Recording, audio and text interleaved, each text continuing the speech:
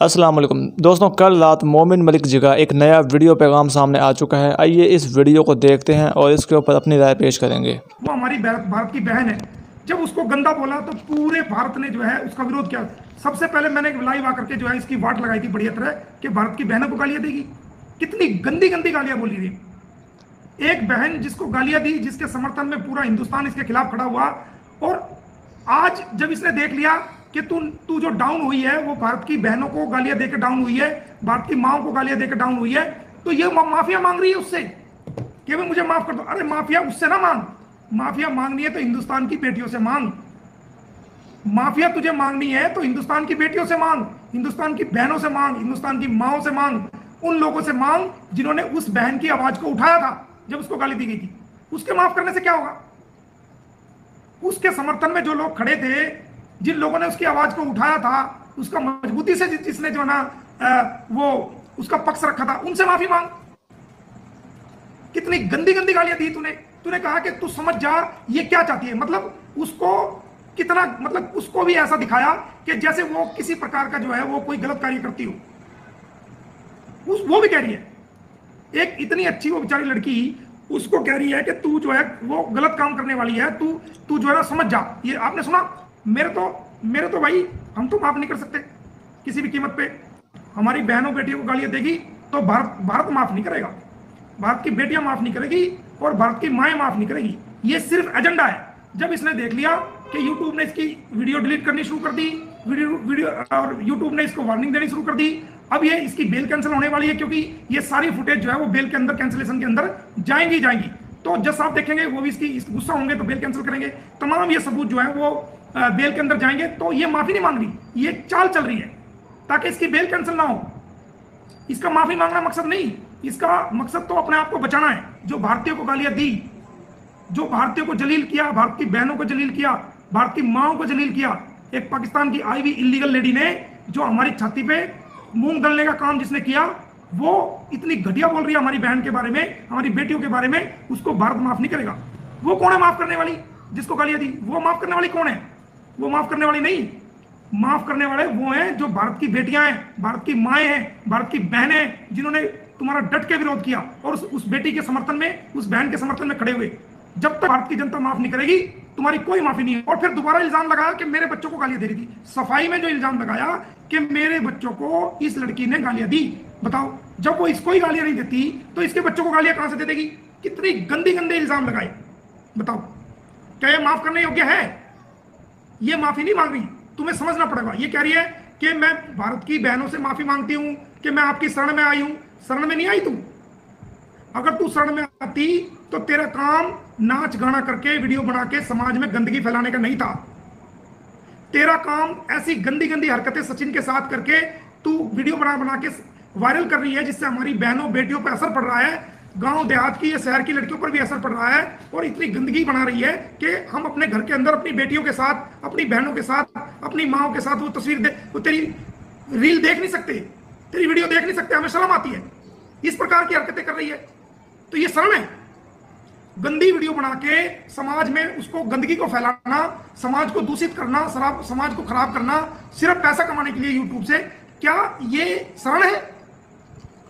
आप ये भारत में जो शरण मांग रही है, कह रही है मुझे माफ कर दो बहनों, भारत की बहनों, और मैं यहां तुम्हारी शरण में आई हूं। शरण में नहीं आई, बल्कि तुम्हें नीचा दिखाने आई है। ये हमारे भारत की बहनों को, महिलाओं को सीमा हैदर नीचा दिखाने आई है। अपने पति को बिना तलाक लिए आई है, घर बेच के आई है, उसके सामान बेच के आई है, उसको जो है ना दर बदर की ठोकरें खाने पे मजबूर कर दिया, उसके बच्चे ले आई, रिपेयर के 3 लाख रुपए ले आई, और उसको पूरी दुनिया में अपने पति को जलील करा दिया। वो औरत थी क्या जिसकी वजह से उसका पति जलील हो जाए? मैं उसको औरत नहीं मानता। औरत तो वो है कि अपने ऊपर 100 आंच आ जाए, लेकिन अपने पति के ऊपर ना इज्जत की आंच आने दे, ना किसी और बात की आंच आने दे, उसके मान सम्मान में कोई आंच नहीं आने देती। वो है भारत की महिलाएं। और तुम भारत की महिलाओं को कह रही हो कि तुम्हारी शरण में आई। भारत की महिलाओं की शरण में नहीं आई, बल्कि भारत की महिलाओं की जो शर्म है, जो हया है, जो संस्कृति है, उसको खराब करने के लिए आई है। हम कैसे शरण दे दें इसको? अगर इसको शरण लेनी होती, कोई इसको वीडियोबाजी नहीं करनी थी, कोई डांसबाजी नहीं करनी थी, किसी महिलाओं को गालियां नहीं देनी थी, किसी भारतीय लोगों को गाली नहीं देनी थी, कोई ऐसा काम नहीं करना था जिससे भारत के लोगों की आत्म की किसी प्रकार की भावनाओं को ठेस पहुंचे।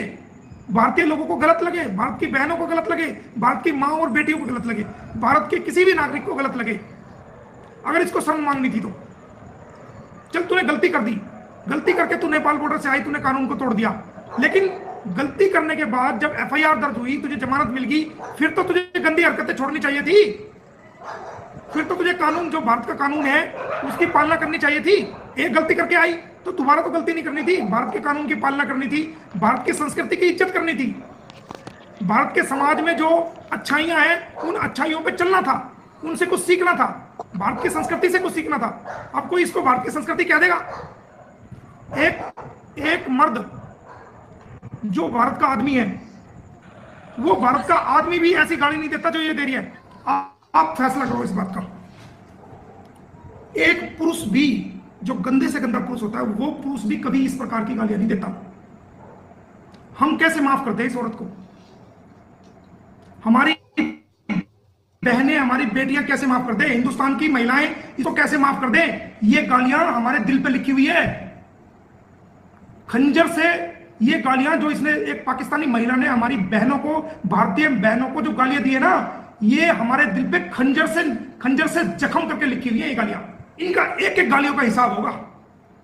मैंने आपको कहा था ना, आपको याद है जब मैंने कार्रवाई शुरू की थी तो मैंने आपको कहा था कि सीमा हैदर अपने किरदार से, अपने कैरेक्टर से, जैसे जैसे हम कार्रवाई करेंगे उससे बहुत नीचे गिरती जाएगी, और एक दिन वो आएगा कि ये बिल्कुल अपने आप को बेशरम बेहया होकर के सड़क पे बिना ओपनली जो है ना, ये ऐसा ऐलान कर देगी कि कोई बेशरम आदमी कर ही नहीं सकता, बेशरम भी नहीं कर सकता।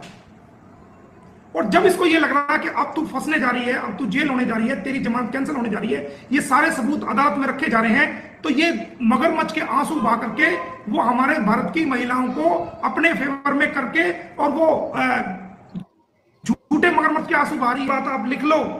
पूरा हिंदुस्तान कागज और कलम उठा करके आज मोमिन मलिक की बात को लिख लो। पूरी दुनिया के लोग जो मेरा लाइव देख रहे हैं, जो बाद में देखेंगे, वो उठा करके इस बात को लिख लो कि जो औरत अपने बच्चों को अपनी अय्यासी के लिए 10 दिन तक झूठ बोल के पाकिस्तान में छोड़ सकती है और खुद दुबई के रास्ते नेपाल आकर के 10 दिन तक होटल में सचिन के साथ अय्यासी और हरामखोरी कर सकती है, वो बच्ची वो अपने बच्चियों की नहीं हुई, अपने बेटे की नहीं हुई, अपनी सगी औलाद की नहीं हुई, अपने पति की नहीं हुई, अपनी बहन की नहीं हुई, अपने खानदान की नहीं हुई और अपने देश की नहीं हुई, वो कभी भी भारत की नहीं हो सकती, कभी भी, नेवर, कभी भी भारत की नहीं हो सकती। वक्त आने पे ये भारत के साथ गद्दारी कर देगी। समय चाहिए इसको रख लिया जाए, इससे 10 औलाद पैदा कर दो। 4 औलाद तो गुलाम हैदर ने भी पैदा कर रखी है, सचिन 10 औलाद इससे पैदा कर दो, कभी भी भारत की वफादार ये औरत नहीं हो सकती। कितना भी बोल लो मैं भारत की वफादार हूं, मैं भारत की वफादार हूं, मैं भारत की। दोस्तों उम्मीद है आपको आज की ये वीडियो अच्छी लगी होगी। इस तरह की मजीद वीडियोज़ के लिए चैनल को सब्सक्राइब कर सकते हो। मिलते हैं एक अगली वीडियो में, तब तक के लिए जी अल्लाह हाफिज़।